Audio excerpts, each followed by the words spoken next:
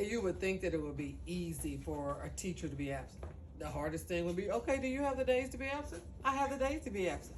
But guess what I don't want to do? I don't want to be absent.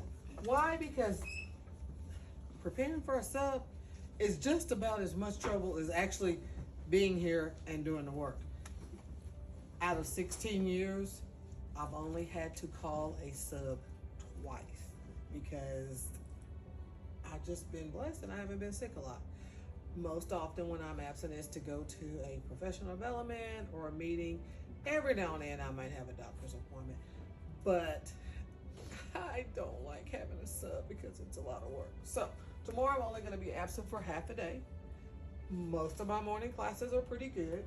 I leave the instructions on the board because if I leave them, I found out from just experience, if I leave the instructions for the sub to read, sometimes there's a sub that doesn't read the instructions.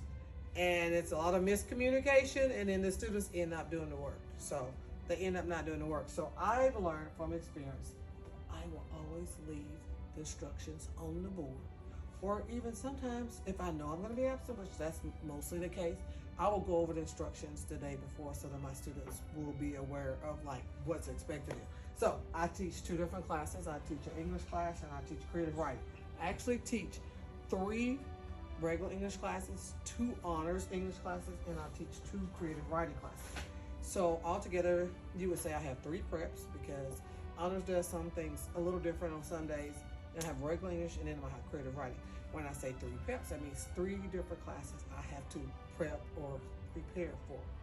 Another thing that I kind of do that's kind of a little bit different when it comes to subs is a sub desk. And this is the desk that I will set up for the sub to be here. And a lot of people's like, that's really strange.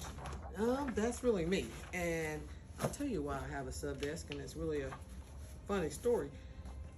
Ooh, probably about 15 years ago. I guess it was probably my first year, and I didn't miss hardly, I think I missed twice that year, and it was only because of meetings I had to go to. And I remember one time coming back from a meeting because it was over with before the school day was over with.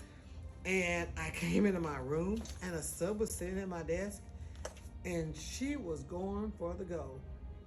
If you know what I mean. She was going for the goal. And I'm OCD. And that happened at my desk and I was like, oh no. I stayed late at the school sanitizing my desk. And I thought to myself, after that, oh yeah, the sub is gonna have a different desk and it's not gonna be my desk because just in case the sub, he or she does something incredibly nasty, it won't be where I sit and sometimes eat my lunch and, you know, have my little snacks or breaks or things. So that's why I have a different sub desk.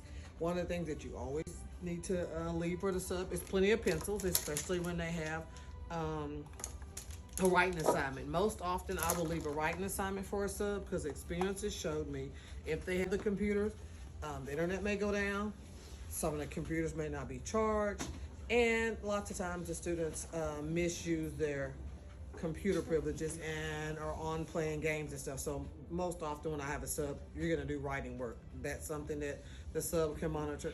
And additionally, sometimes the internet may be down. So that's why I always give a sub written work.